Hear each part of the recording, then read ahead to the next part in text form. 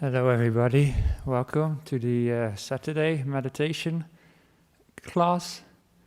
My name is Sunyo, this is Venerable Sunyo, and today all of us together we will do some meditation. About 45 minutes later after I give a little introduction. For those who may be new to meditation, there is the newcomers class is in the room out the door at the right. This class is for the advanced spiritual warriors. How long have you been meditating? All of you. And you're still here. Are you enlightened yet? After all these tries? Is it working?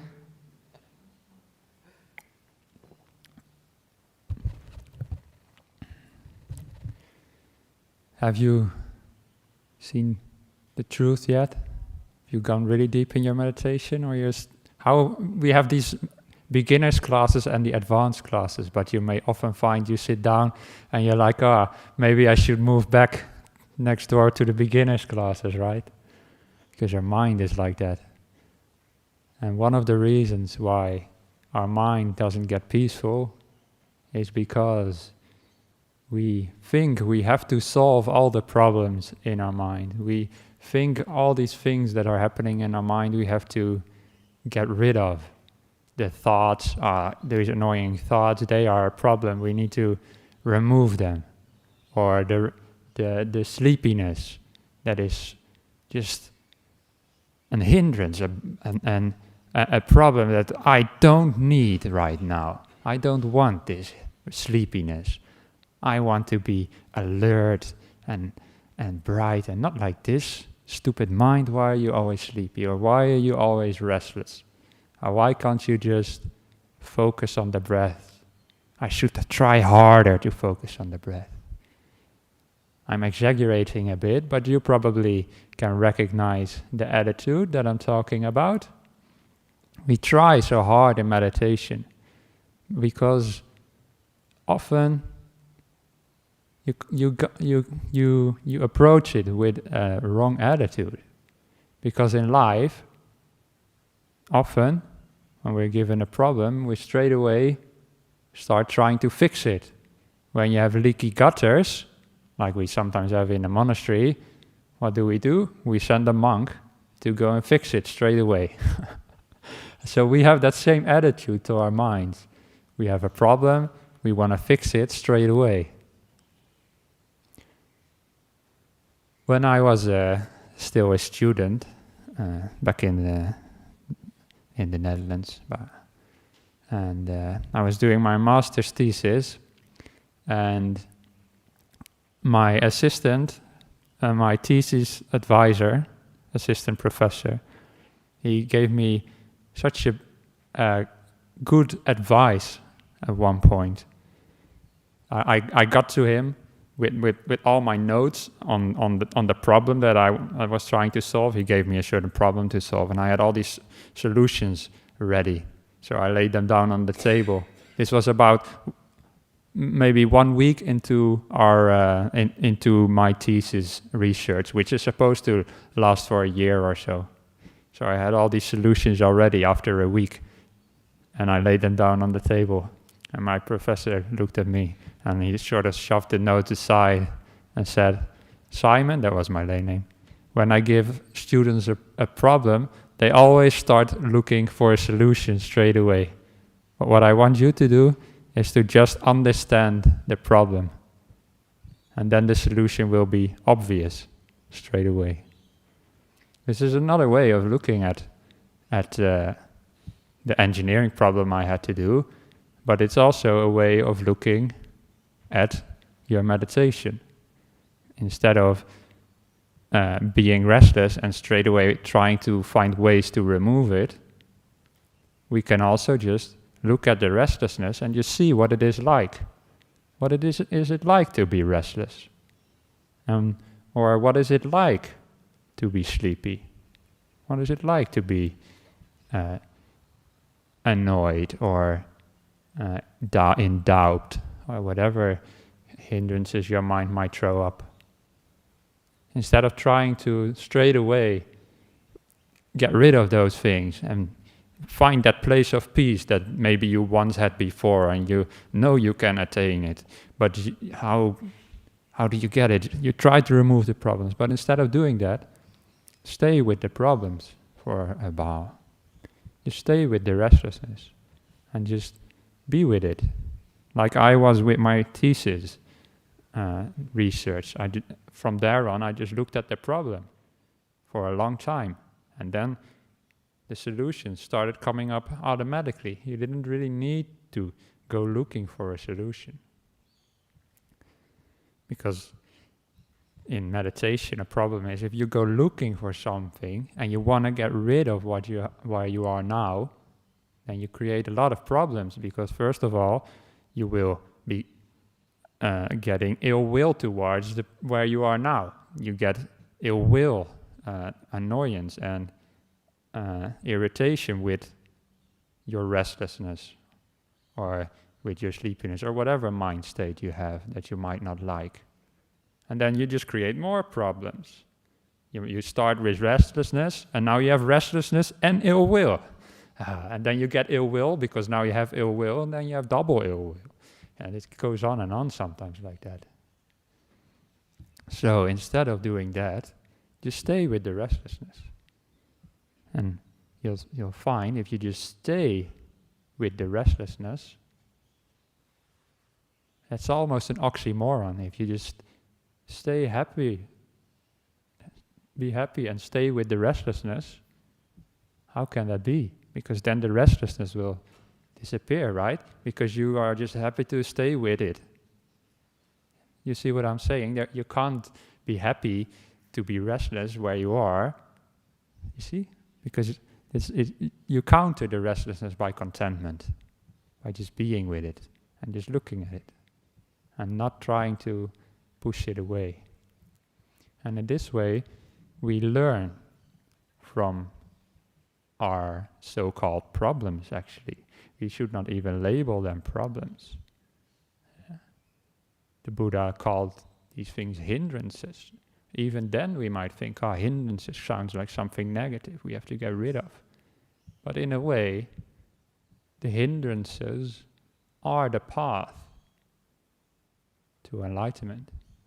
Without learning from our mind, from the hindrances that we have, how could we ever progress if we don't look at the problems we have, or the so-called problems? Yeah. Just look at the mind that we have and just accept it as it is. And then we will find, in my experience anyway, that those things we thought were problems before can actually become our friends, they become our teachers. Your restlessness becomes the greatest gift in a way, because without it you wouldn't know how to become more peaceful. I don't know if that makes any sense, because sometimes when you try to put meditation into words, it doesn't sound like it makes sense. But when you actually do these things, it makes a lot of sense. To me anyway. So our thoughts that we might not like, our ill will, our restlessness, all these things, you know what I'm talking about if you've meditated before.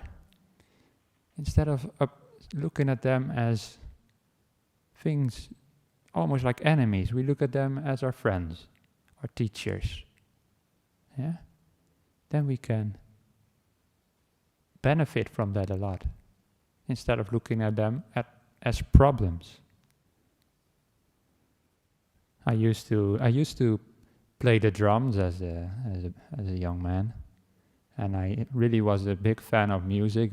I listened to music all the time back then, and one of my musical favorite genres was jazz music. I really liked it, and especially like Miles Davis. I don't know if any of you know, was like a trumpet player, and also Herbie Hancock. He was with piano, and at some point I saw on, probably on YouTube or anywhere, somewhere on the internet, an interview that that Herbie Hancock, this really famous, really good piano player, gave about what it was like to play with Miles Davis, this really famous trumpet player. And this is what he said, this Herbie Hancock. He told a story of how once he was playing somewhere in the 60s or something with Miles Davis as his band, and they were sort of what do you call it in English? Jamming, yeah. That's the same word in Dutch, actually. I just forgot what it was. Jamming. They were jamming. And Miles Davis was playing a solo. Or whatever. Probably much better than that. And Herbie Hancock on the piano. And what did Herbie Hancock do?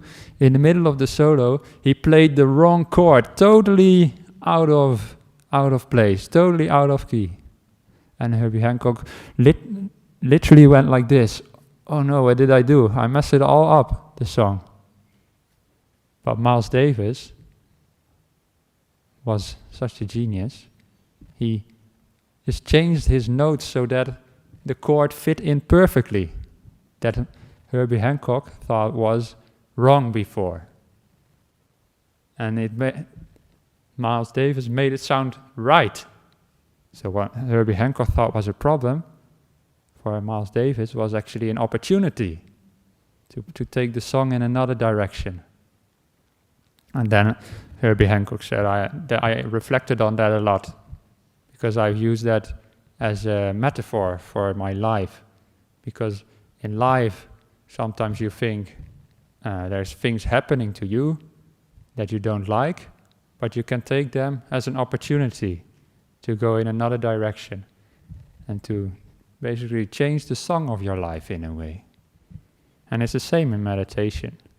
You might think your mind plays a wrong chord that doesn't belong there, and you're like, you're almost literally like this. Well, is that my mind playing up again? But no, sometimes these are opportunities.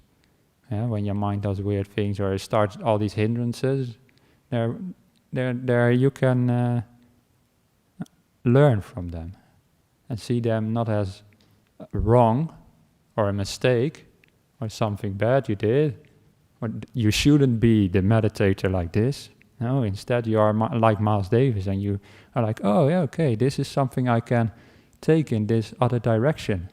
Yeah, you have the restlessness, and then instead of being upset about it, you learn from it by being with it and not wanting it to be otherwise. So that is a really important way to approach your meditation, because this kind of attitude, to be happy with whatever comes along, it might sound like, what if I'm happy with everything that is gonna happen in my meditation, then I will never get anywhere. But it's not like that, because that attitude is actually directly an antidote to ill will, and also to craving, because you have ill will to move away from where you are, and craving to get to somewhere where you are not.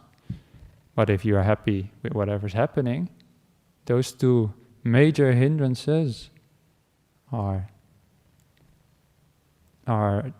tackled, basically. You're no longer ill will to where you are, and you no longer have craving to go somewhere else. And then you can already be peaceful.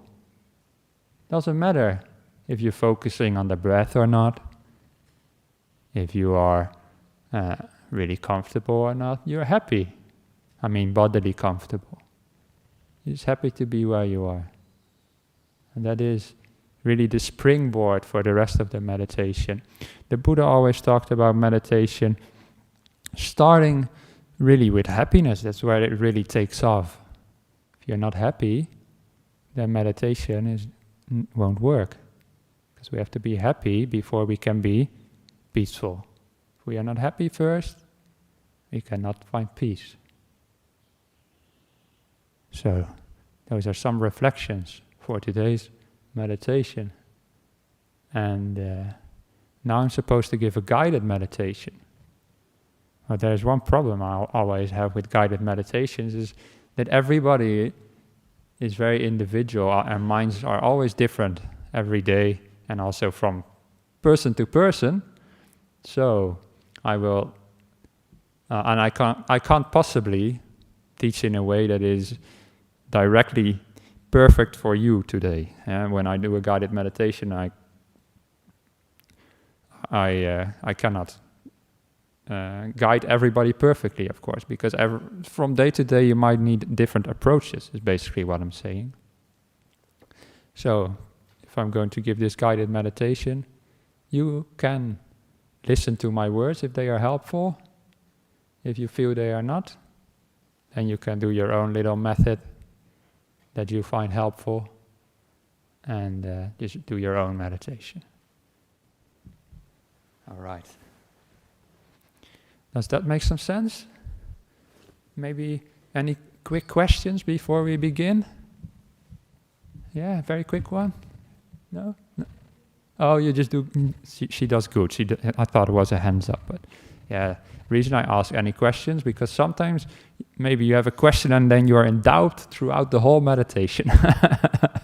Maybe, I don't know if that works like that, but okay, we can do some more questions afterwards then.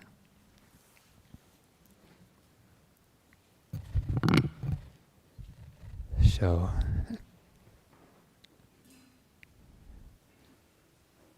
I will invite the bell once to start the meditation, and at the end I will invite the bell again 3 times, about 45 minutes from now.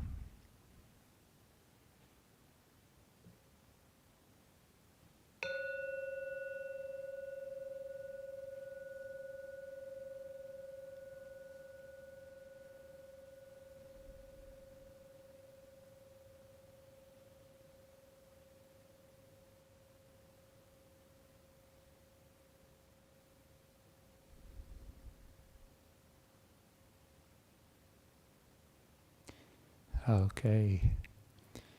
In order to be able to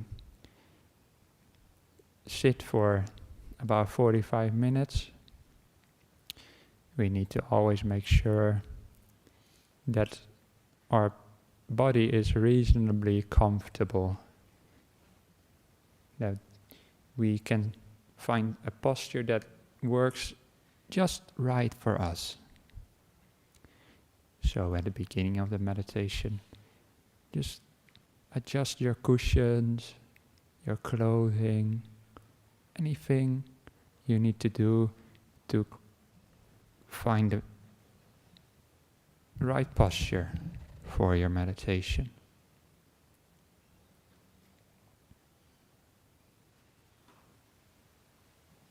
I'm actually going to grab another cushion myself, put it here.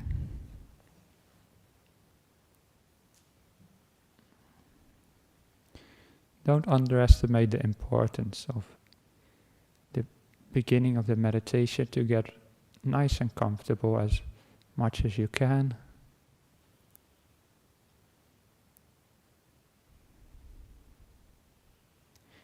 Because if you don't, then maybe in 20 minutes from now or half an hour from now, your body may start hurting, and then you might get distracted again. So now we have the opportunity to really prepare for these 45 minutes, at least the posture of our body, to get that right.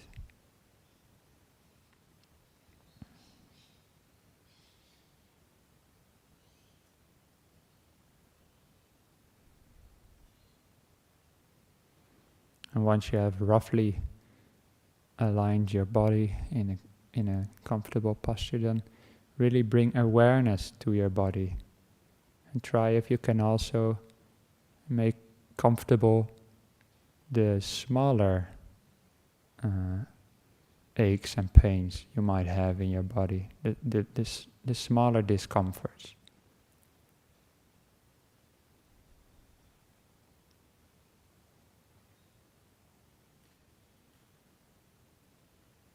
Just bring the awareness to your face.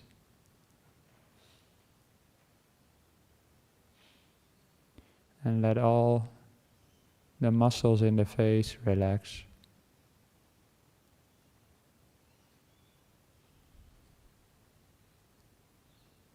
No tension.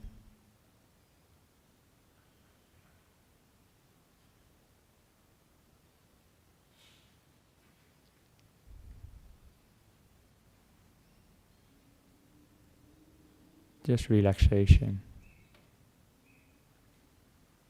The muscles around the eye especially can be tense. Just imagining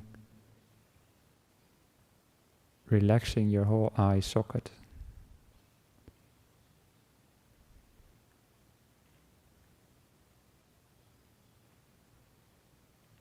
Being kind towards your body, kind towards the muscles in your face and around your eye.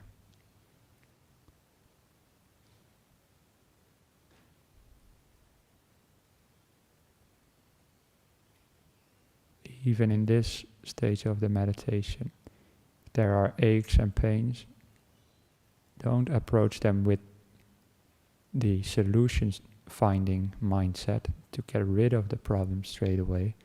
No, approach it with the kindfulness and the acceptance by just looking at what is here. And you will find your body relaxes just by that attitude alone.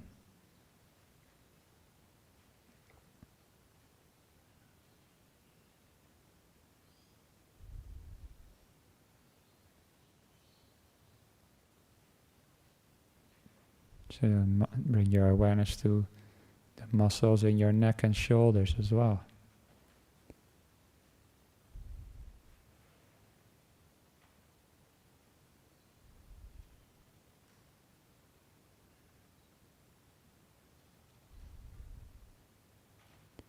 And if there's any discomfort there, be friends with it and see how that relaxes it.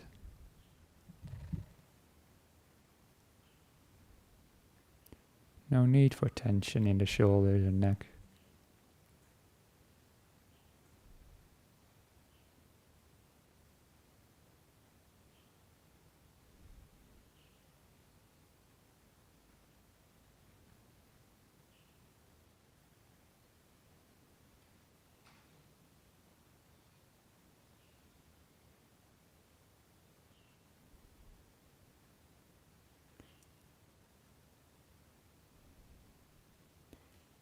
And bring awareness to any other parts in the body where you have tensions or discomforts, and apply the same attitude to it.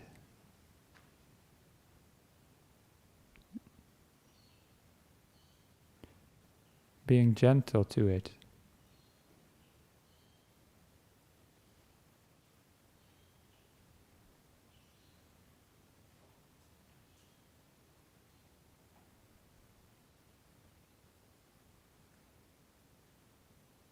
Sometimes,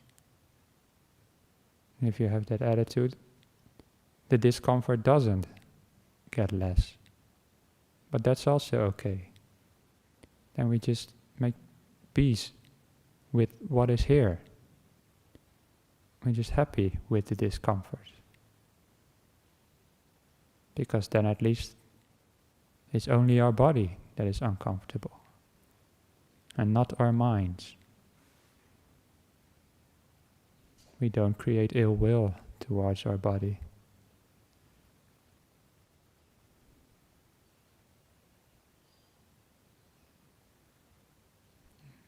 We actually make friends with our body.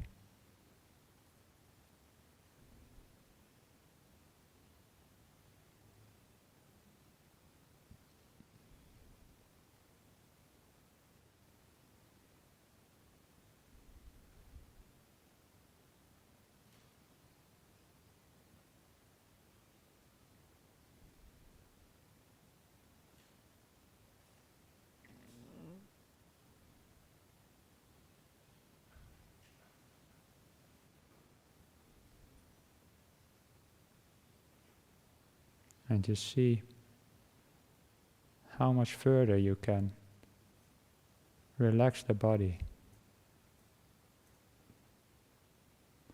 Or better, I should word it, how much further the body relaxes by itself if you just have a kind attitude towards it.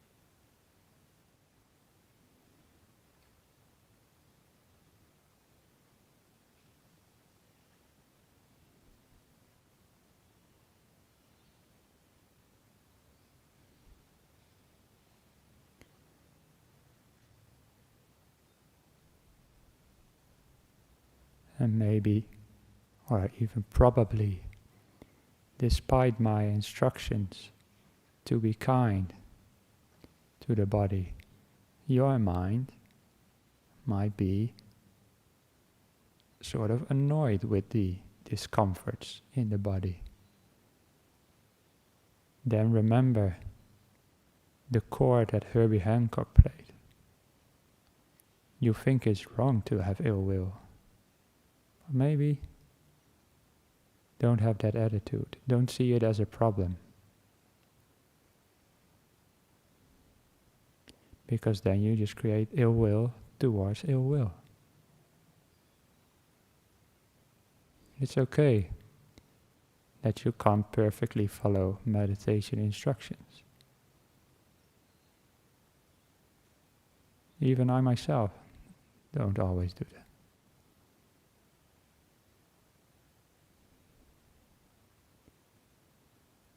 That's the whole purpose of meditation, is to learn from these kind of mind states.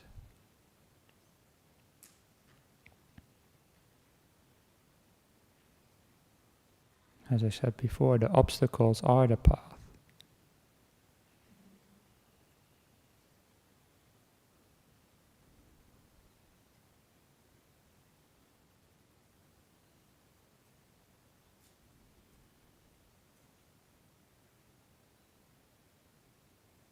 So we can set a little determination using what Ajahn Brahm calls programming mindfulness. We can program our mind and tell it in the rest of this meditation, half an hour, I will not be upset by anything you do, mind and also body, by the way, but primarily the mind. Whatever happens is okay. It was just like a jam session in a way. You cannot do anything wrong in a jam session.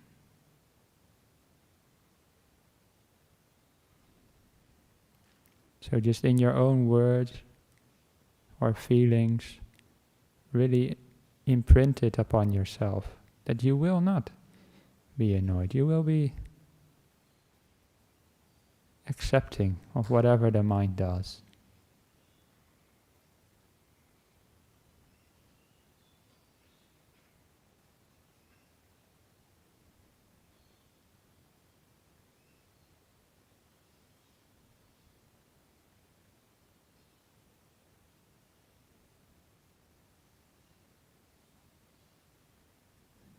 Can say something like, dear mind, whatever you do, I'm cool with it.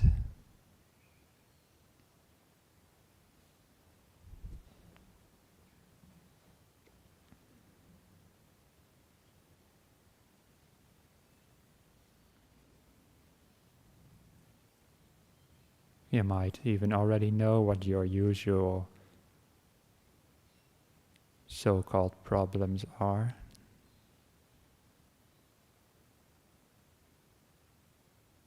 And you might even say specifically, oh, when that thing happens again,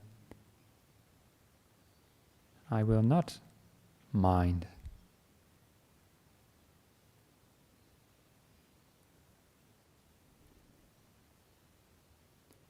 When I get sleepy again or restless again, I will see it as my teacher.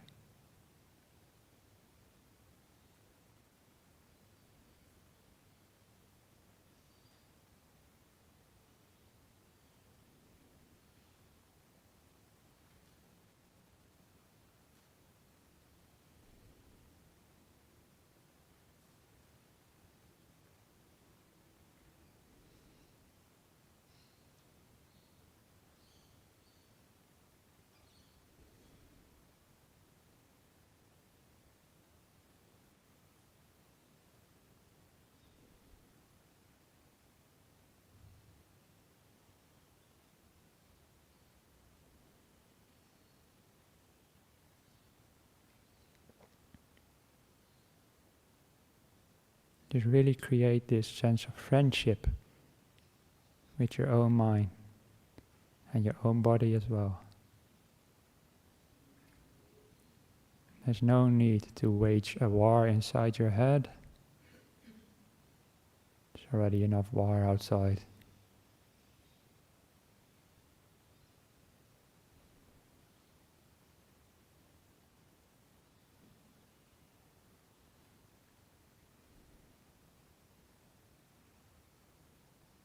Inside we only make peace deals.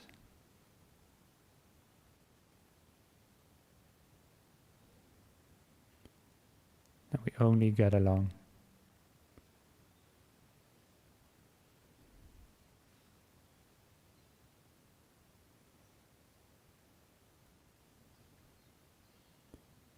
We're friends with everything that might happen.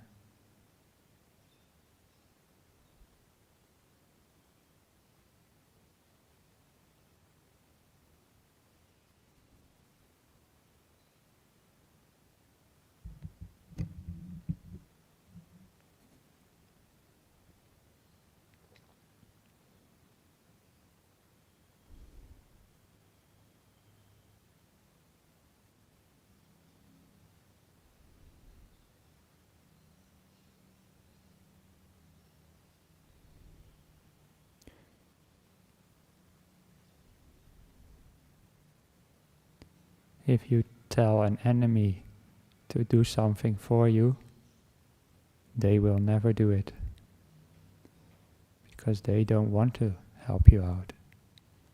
But if you ask a friend to do something for you,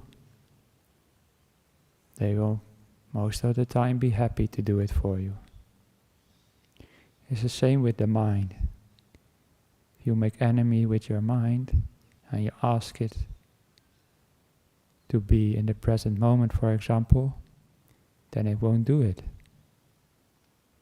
But if first you make friends with your mind,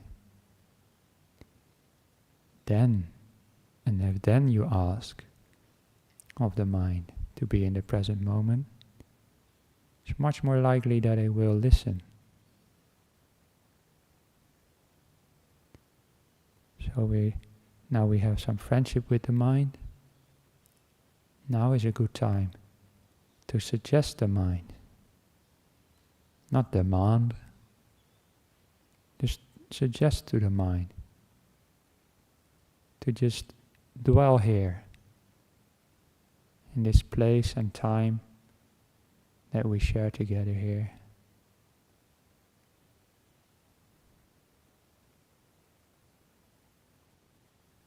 Do not chase after the past, chase after the future, or try to remember the past. Just be here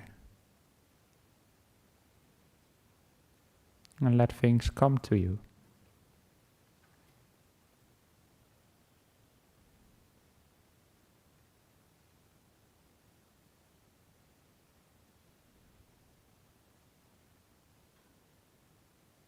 Sometimes it feels like the present moment is just one moment away, because we're trying to get to the present moment. You have to change your attitude. When I say be in the present moment, it means let the present moment just come to you.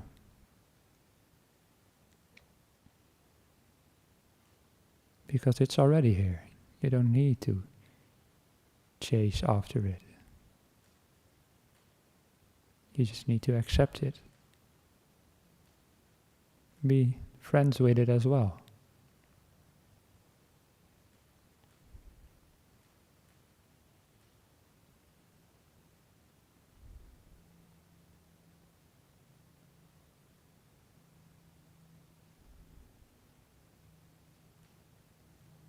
All the sounds that you hear, feelings in your body,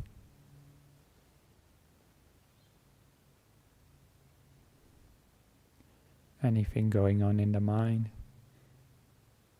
This is what I mean when I say present moment. Not something abstract, but just what is happening right now.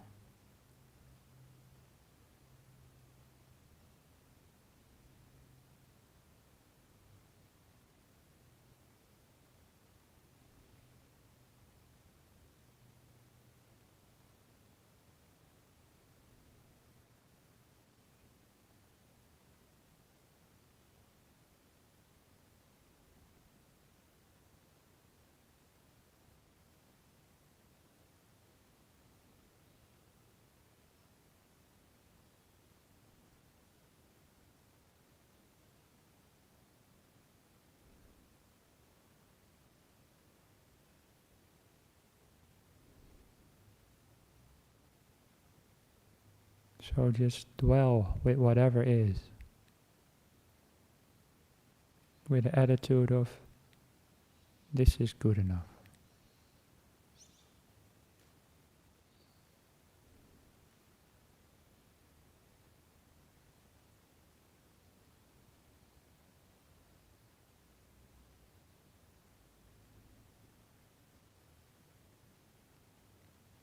And it's natural that your mind may not listen, and because it is not satisfied with the present moment. It wants something else. But then realize this is like me trying to find a solution instead of just being with the so-called problem. Present moment is not a problem, but you get what I mean.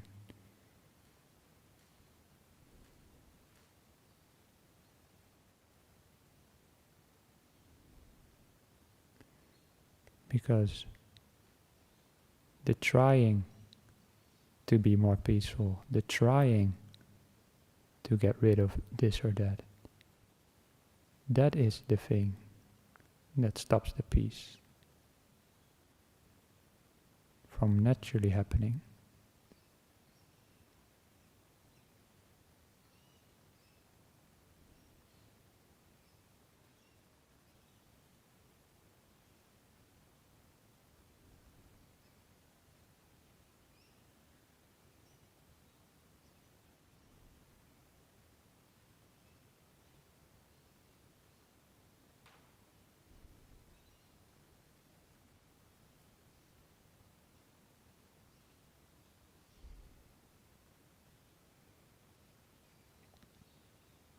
I've talked a lot, so the next 20 minutes I will be quiet after one last suggestion.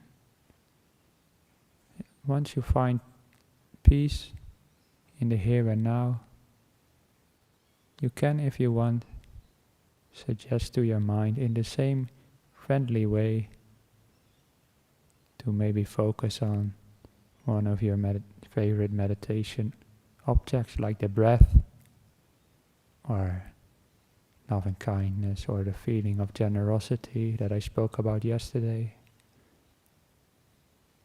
But this is the important thing. Only suggest these objects to your mind when you have made friends first. I will now shut up and let you find even deeper peace. And at the end, I will invite the bell 3 times.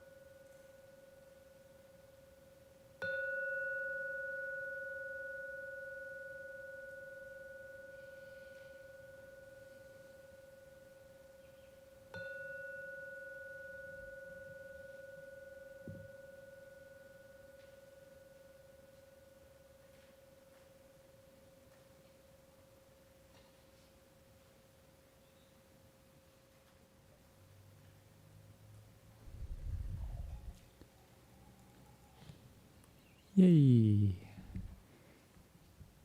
So, everybody, I told you a bit about how meditation is like jamming. Instead of playing a set out song that you've learned before, you go with the flow. And you know there is no mistakes. There's only opportunities. To the musicians among us, that will make sense. When you will perform a song that you've learned before, and there's a certain structure, you know ahead of time what you have to do, it's in a way more tense than if you just go with what comes naturally. It's the same with meditation. And artists among us might have the same kind of feeling when you maybe paint something or draw something, you try to replicate something that you did before. It's always different attitude than when you just let some new creativity come up and create something new. So we have that attitude towards our meditation, of jamming or creativity, which reminds me also of, does any of you know the painter Bob Ross? I hear, no? Nobody? Bob Ross used to be this really quite famous painter because he has a TV show where he makes paintings. And in half an hour he makes a painting of a whole landscape. It's really, really, if you have trouble falling asleep, just watch it, because he has such a relaxing voice, and he's like, I'm gonna draw a little happy cloud here in the sky, and little tiny friendly trees here. Oh, this tree needs an extra friend. And that's the way he teaches painting, because it's supposed to be instructions for painting. But he has this very nice quote in one of his painting shows, or maybe multiple times. He says, if painting, and you paint something that you didn't want to, maybe you make a mistake with your brush or something, he says, there's no mistakes. There's only happy little accidents. Because maybe you put some black somewhere where you didn't want it. Oh, that's an opportunity to paint a little hut there, or a tree, instead of what you had in mind beforehand. So the same in meditation.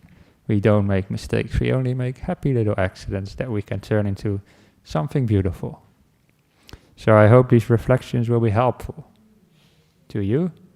And also keep in mind that meditation is also not only like drawing and playing music in a way, it's also a bit like cooking. When I lived by myself and I had to learn how to cook, in the beginning, many of my dishes were terrible. I thought I followed a recipe, and it turned out really not tasting well. There was nothing wrong with the recipe. It was just I had to learn how to cook. But sometimes you nailed it, and it tasted really nice. And I thought, now I know how to cook. Now I really know I'm a real good cook. But then the next day, I tried it, maybe even the exact same dish, and I mess it up again. And it's the same with meditation. Sometimes you think, I nailed it. I'm the master meditator now. I know how to do it. Next time I'll do it exactly like that. And then it doesn't work like that again for some reason. And the reason is we're learning. It's just like we're learning how to cook. And it's nothing wrong with the recipe, nothing wrong with the instructions. There's also nothing wrong with us, because we just don't know yet how to cook. We just have to learn. And we don't know yet exactly how to meditate. We have to learn. And the moment we know how to meditate, we sort of don't need to meditate anymore. If you really, really know how to find peace, then you're enlightened and you don't really need it anymore in a way that makes sense. So meditation will always be a learning experience. That's another way to make friends with your mind. You realize that whatever happens is an opportunity. Whether it's happy little accidents or wrong chords, it's all opportunities to learn. So, and now there will be some opportunities for questions. But first I have a question for Bill, that afterwards can you come and talk to me for a moment? Is that okay? Okay. All right. Is there any questions from the audience here before we do the internet? Please raise your hand. Then the microphone will come to you, so people on the internet can also hear it. This is the thing nowadays with everything on the internet, by the way. I gave my first Friday night talk yesterday, and now it's recorded forever, for eternity. We don't have Ajahn Brahm's earliest talks. They were never recorded. It's not fair. Oh well, anyway. I've been meditating on and off, trying to meditate more, but when I try and sit, I always lose my circulation in my legs, so my legs become numb and tingly, and then I start to panic because I can't feel my legs. Is that, I don't know if I've got like a... Yeah. Is that a common thing or not? Yeah, I'll just repeat your question because I'm not sure if the microphone is picking it up, but your question is, you sit meditation and you feel like your circulation of your legs get cut off, and how to deal with that, basically. Well, first of all, I would ask you, how do you sit, on a chair or on a cushion, or? Well, today I've moved up to the chair because it just ends up like distracting me because I feel like I've got a lot of arthritis, so I end up just the pain. But would you feel like your circulation would be cut off also if you just sit on a chair? No, I was noticing that though. I did start to get some different sensations. Oh, then we have our solution right there. Yeah. Right? You see all these people sitting on chairs. Yeah. There's nothing wrong with that. There's nothing better about sitting on the floor than sitting on a chair. We monks, we are trained like this. I've been sitting like this for years and years. So for us it's very comfortable. Not even all the monks meditate like this, and nuns as well. Some monks also sit on chairs for meditation. So just do that. Yeah? And you can still, of course, sit on the floor from time to time, but don't feel like you have to, especially when it's uncomfortable. No, I just wondered, I suppose you probably could pass that eventually. I haven't probably done enough to be able to pass it, but anyway, thank you. Yeah, okay. Anybody else? All right, then we will do the onlines. Okay, it's only one question, that's very good. That means I can give it a lot of attention, or we can leave and meditate some more. Hi, Venerable Sunyo, that's me. So that's right. Traumatic emotions keep coming up during meditation. I am not peaceful and happy at all. I even feel painful, even miserable. What should I do? Well, this is not an easy question. When traumatic emotions is very can be a very complicated situation sometimes. And first of all, I would like to say that that may not be solvable with the meditation alone. If you have like post-traumatic stress syndrome or something, or maybe not diagnosed, but you might have these traumatic emotions that you point out, it might be helpful to find some professional help with people who are trained to deal with trauma. That's the first thing I would like to say. Because I'm not a trained trauma professional, and you might be able to combine meditation with some counseling or something. There's even counselors who also integrate meditation in their counseling as well, if you are lucky enough to find someone like that. So that's the first point. Second, I don't have your name, unfortunately, so I can't address you directly, but whoever this question asked, Second of all, please know that there is nothing wrong with having traumatic emotions. It's very natural, because these traumas are just a natural process of the mind and body, actually. A lot of the trauma exists in your body, because sometimes it's something that is stuck inside our nervous system, in lack of better terms. I'm not an expert in this, but this is how it's taught in those traumatic psychology. It's something that's stuck in our nervous systems that we haven't been able to, let's say, process properly yet, or let go yet. I was once hiking in the Pyrenees, which is like a mountain range in France and Spain. And there was this really steep cliff that I had to walk to get to the next village. But I was already really, really tired. But I couldn't camp up top of the mountain because it's dangerous, because there will be thunderstorms at the end of the day, almost every day there. So you have to get to the bottom of the mountain before you can set up your tent or go to a hostel or whatever. So I had to go down the mountain, but I was really tired. But I had not really a choice. So I went down the mountain, around a really steep cliff, like walking on the cliff edge, down, down, down. And it was really like this steep. Of course, you don't go straight down, but you go traversing. And what happened? My leg gave in and I slipped. And I felt like falling. I was falling. But at one point I thought I was falling away from the mountain.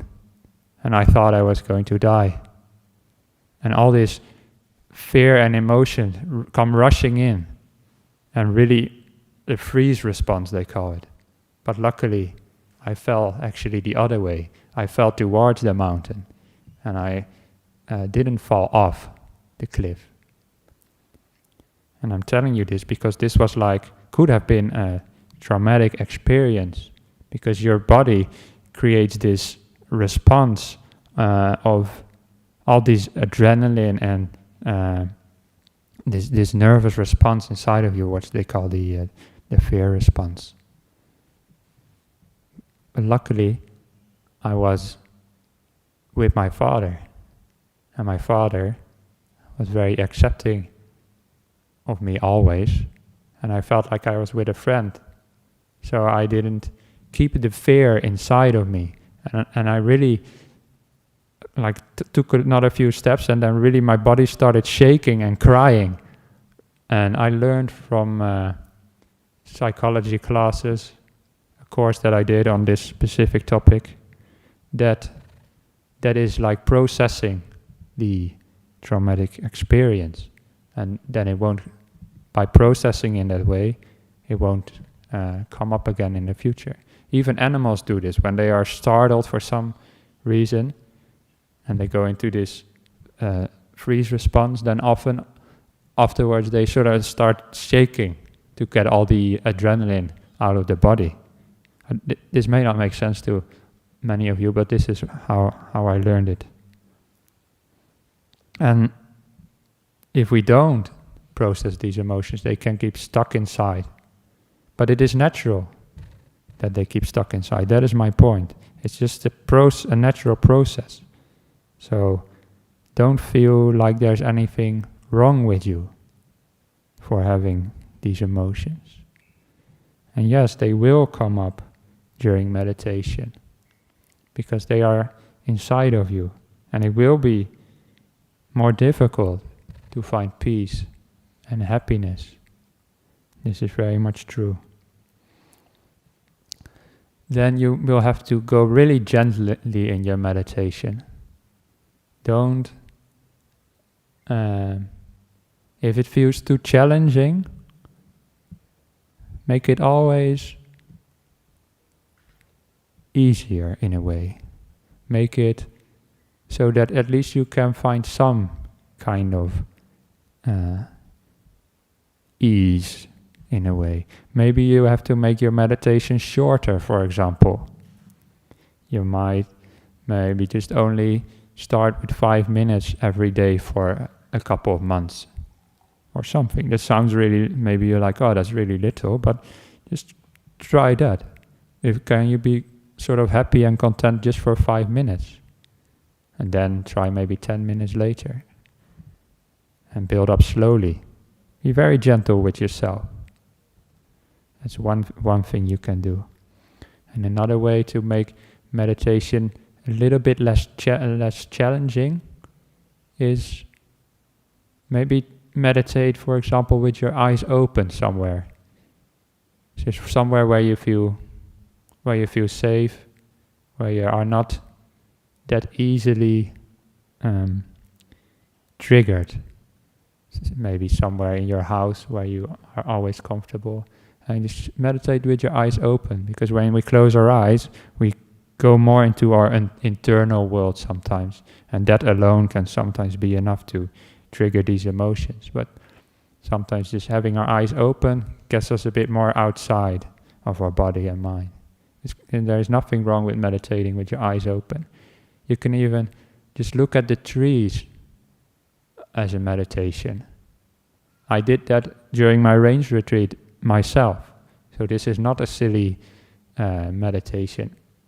I sometimes sit in my hut and just look out the window and see the trees just moving in the wind, and I just look at it.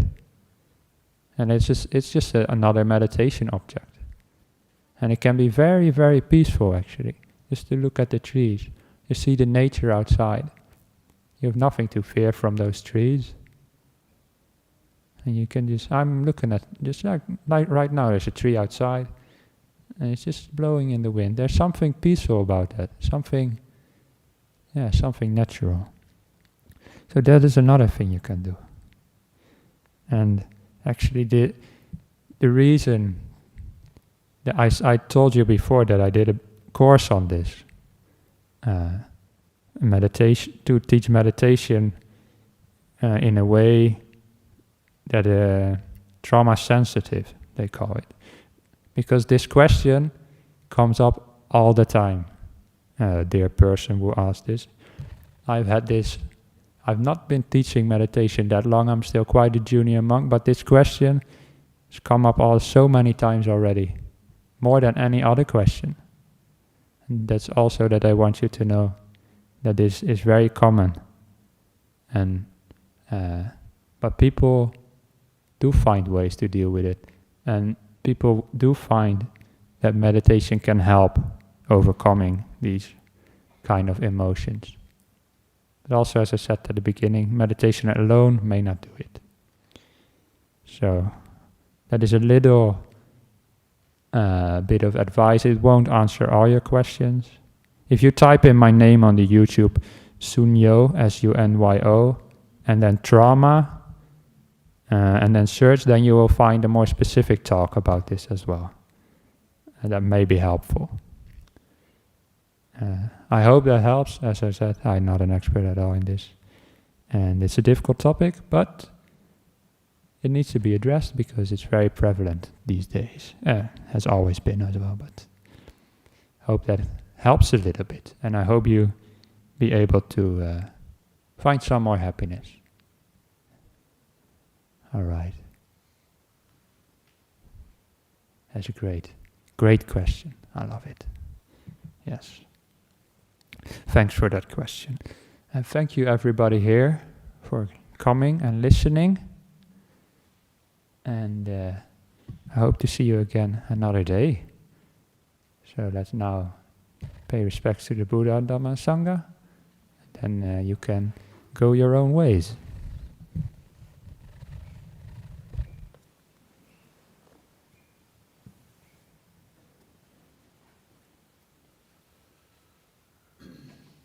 Araham Sama Sambuddho Bhagava Buddhang Bhagavantam Abhivademi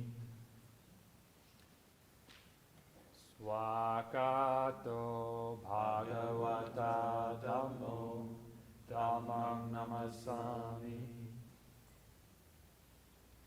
Supatipanno Bhagavato Sāvaka Sangho Sangham Namami